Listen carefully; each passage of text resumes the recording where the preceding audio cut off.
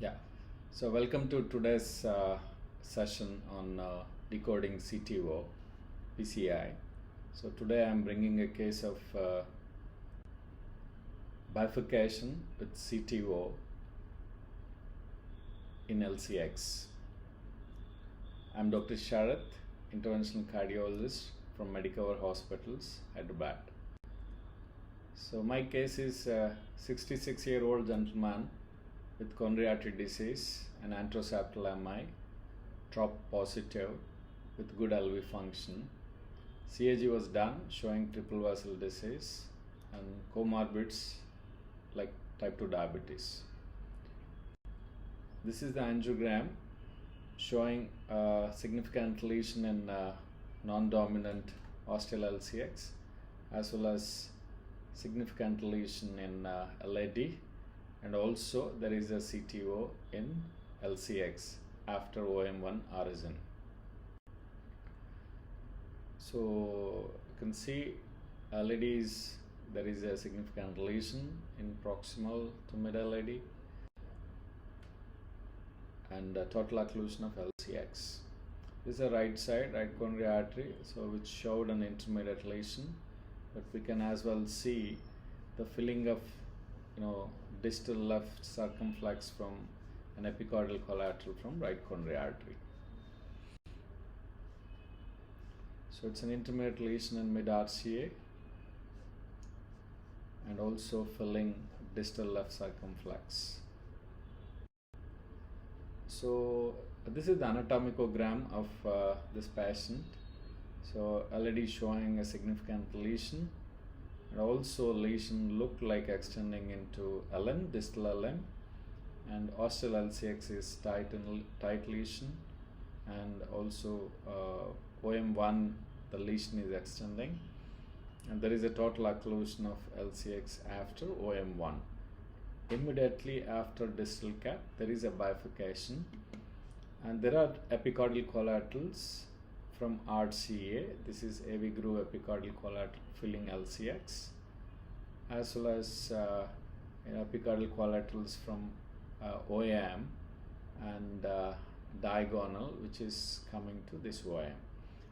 So coming to total occlusion, it's a cap is looking like ambiguous, but otherwise it's a short CTO, no bend within the CTO and no calcium is visible, and it's a first attempt at this occlusion. So overall JCTO 1, so appear to be quite simple CTO. Only thing is complicated by the bifurcation lesion around. So coming to the revascularization strategy, it's a high syntax score, and this patient had low Euro score. So in fact our heart team favored surgery, but patient was not willing for surgery. So coming to wiring strategy, it's not a very difficult CTO.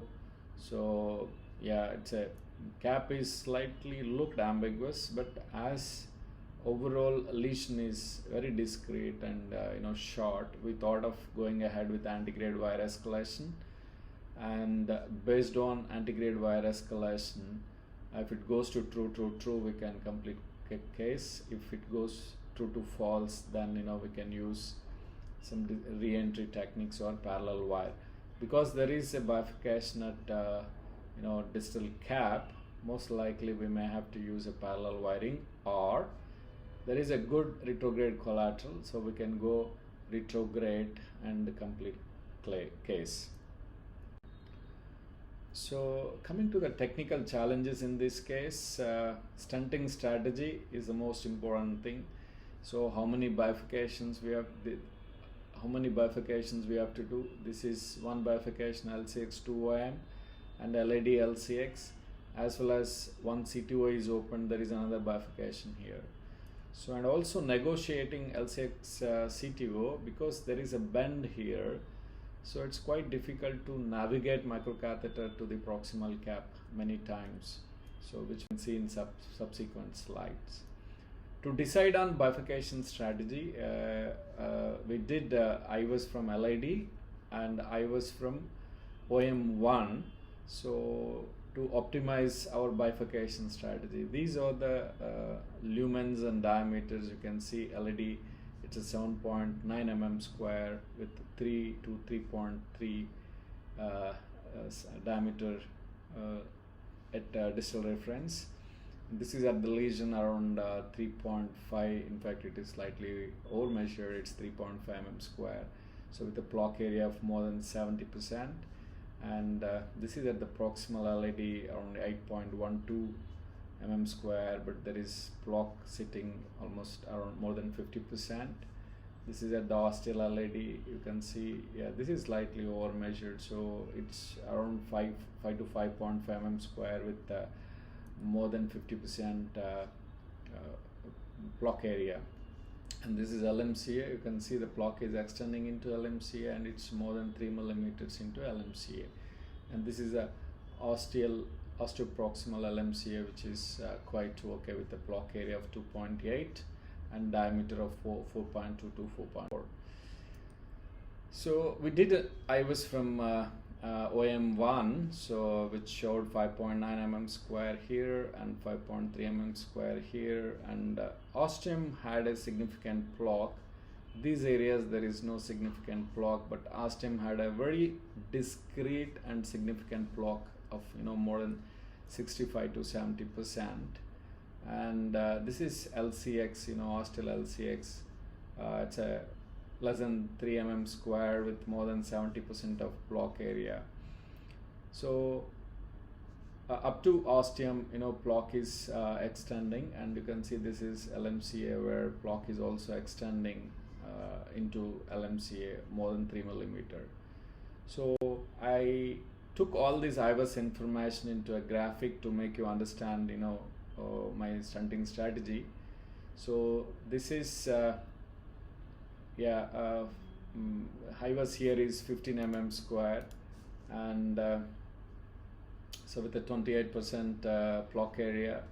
Here LMCA there is 36% block area, but here the block area is around 40-45%, and ostial LED block area is almost around 50 to 60% in this area, with the lumen areas of 6 to 8 mm square, and here it's around 3.5 mm square with 72% block area, and this is 7.9 mm distal reference, 7.9 mm square with 36% block area.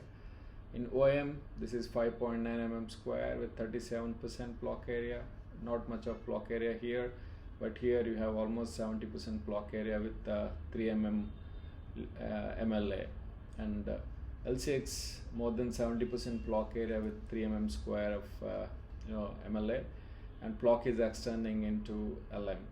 So looking at this IVUS information, so obviously we end up in stunting from LM. So LCX is stenosed from ostium, so we have to stunt from ostial LCX, and we have to stunt from ostial LAD. I mean, at least if ostial LCX is not dissected, probably we can afford to land stunt beyond the ostium in LAD, because ostial LCX is dissected. So we have to come into LMCA for stunting. So looking at this, I had a basic stunting plan. So this is going to be my first stunt. So I'll put a first stunt here and open LAD and give a good flow to LAD so that I can work on my LCX subsequently without much hemodynamic compromise. And once I cross CTO, so this could be my next stunt from here to here, or into this, whichever branch is big in size from IVUS, I'll extend stunt into that branch, as well as depending on the block area. So whichever branch is having more block area and longer lesion, I'll tend to stunt into that branch. And once this is done, the next stunt should be from ostial LCX into the OM, and followed by LM to LAD stunt, and then optimizing with the SKS. So this is a stunting strategy from the IVUS information. So I went ahead with LED stunt. So this is 3 millimeter, 3 into 23 millimeter stunt. So you can see this is post stunt. It's nicely expanded. And then I went ahead with crossing CTO.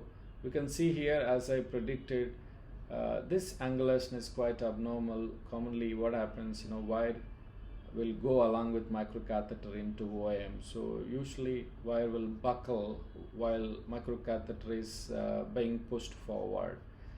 So with the difficulty, we could achieve, we could place microcatheter at the proximal cap, and then I took a microcatheter injection, to understand whether there is any microchannel here. So, but it is very hard to visualize microchannel, though it is a very short CTO. There are multiple branches coming around this proximal cap, making it quite difficult to understand where the microchannel is. So what I did, we went ahead with the Fielder XT, or this is the Fielder XTR, you can see, and it is not advancing, and also it's going in different direction to LCX, so, and it's buckling here. So immediately we switched to Gaia. So this is Gaia, so we directed Gaia 2 towards distal cap. You can see here that tip is almost approaching the distal cap as well as the bifurcation, but at this juncture, see, because of the loops present here and the angulation of distal LCX as well as the angulation of OM, so we didn't want to continue with Gaia beyond this point. So as Gaia made a channel here, so immediately we de-escalated wire back to Fielder XT. You can see this is the Fielder XT. Now the Fielder XT advances without much difficulty in the preferred direction. You can see here, and you can see here Fielder XT just went into the OM, and which we can see in retrograde injection. So once wire is in OM, so we dilated with 1 mm balloon followed by 2 mm balloon pre-dilatation, and then we did an IVUS from this OM to understand into which branch we have to stunt. So this is what IVUS showed. IVUS in this branch, there's not much of block here, and at the ostium there is block nearly 77%, but it's a very discrete lesion, so when compared to this branch. So, and see, this is an injection, you can see. So what appeared angiographically and IVUS wise is, this branch appeared to be bigger than this branch, and this branch has a very discrete lesion at the ostium which we can get away without stunting. So that's what we decided. So, and then we went ahead wiring this branch. So to wire this branch, so we checked in IVUS, so this branch is coming from the true lumen, so we have not created any false lumen. You can see here, this is a branch which is coming from the true lumen. So I will stop there. Yes, this is the branch which is coming from the true lumen, and in fact it is looking bigger than this branch. So we took a double lumen catheter and wired with Workhart's wire, you can see here. So it just goes to prevent dissections in this area. This is a better technique. So once we crossed into the main LCX, we did IVUS, followed by we took a 2.25 into 23 mm balloon and stunted, as I mentioned in initial stunting plan, from OM across, beyond the OM. And once this stunt is deployed, we crushed this stunt with a 2.5 balloon over first OM, and followed by recrossed into the stunt and dilated with a 1 mm balloon, and then we dilated with a 2.5 into 15 balloon, and then we did a kissing balloon with a 2.5 into 15 and 2.75 into 15 from distal LCX to OM. Okay, so next we took a 2.75 18 stent from ostial LCX into the OM1, and we deployed this stent with the minimum extension into LMCA, and then we crushed this stent with 3.5 and 15 NC from LM to LAD. This is a crushing of LCX stent, and then we recrossed with a wire. After entering LAD, while coming back we entered into LCX, and then we dilated with a 1 millimeter balloon. So, and then we did a first casing from LCX 2.75 balloon, LM to LAD with a 3.5 balloon. So this is the IVUS after crushing of stent. You can see this is from LAD. So the stent comes somewhere here. You can see here, yeah, this is the crushed stent in LMCA. It's very minimal, you know, less than 2 millimeters of the stent is crushed into the LMCA. Yeah, and the block is actually extending proximally, and we measured sizes. You can see here, this is a osteoproximal LAD 3.2 to 3.5 lumen diameters, and 3.6 to 4.3 is EEM dimensions, and this is LMCA, which is 4.7 to 5.1. So what we understand, yeah, LAD is on average the lumen diameter is around 3.3, 3.4, but LMCA is almost 4.75 or 4.8. So we decided to go ahead with a 4 millimeter stent, deploy at low pressures, and subsequently dilate with 3.5 to high pressures, and also do pot with 4.5 to 5 mm balloon in LMCA. So we decided to go ahead with 4 millimeter balloon, 4 millimeter stent. Yeah, this is a 4 into 23 regulating stent. We deployed at low pressures, somewhere around 6 or 8 atmospheres, looking at the size of the balloon on fluoro, and then we did a pot with 4.5 into 8 millimeter balloon in LMCA, followed by recrossing into LCX and reopened LCX strat, and then we did a optimization of stunts as well as kissing by 3.5 15 into LM to LAD and 2.75 by 15 from LM to LCX.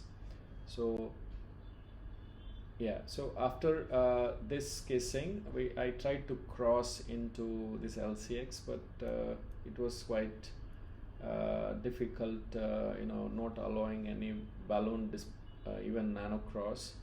So to do kissing, then, you know, we left it and did a second kissing again at LMCA bifurcation, followed by report with 4.5 into 8 mm balloon up to 22 atmospheres, as the size came around 4.7 to 4.9 millimeters in LMCA. So this is the final result. We can see a good endoluminal reconstruction of LM bifurcation as well as LCX and OM bifurcations, quite good. So yeah, you can see this epicranial view, so flow is quite good. So this is pre-procedure, and this is post-procedure. We can see result is quite appealing. Yeah, so the final IVUS showed good stunt areas in LAD 7.1 mm square distally, ostial LAD is 9.3 mm square, and OM 5.9 mm square, ostial LCX is 6.3 mm square, and distal LMCA is 17.5 and 14.6 mm square. So we got good areas throughout, and yeah. So learning points from this case are CTO with LMCA bifurcation is a complex entity, as you have too many things to chew during procedure and too many things to optimize. And IVUS information may minimize or maximize your interventional complexity, however, gives predictable angiographic result. Kissing balloon of all bifurcations distal to proximal minimizes procedure time. Thank you.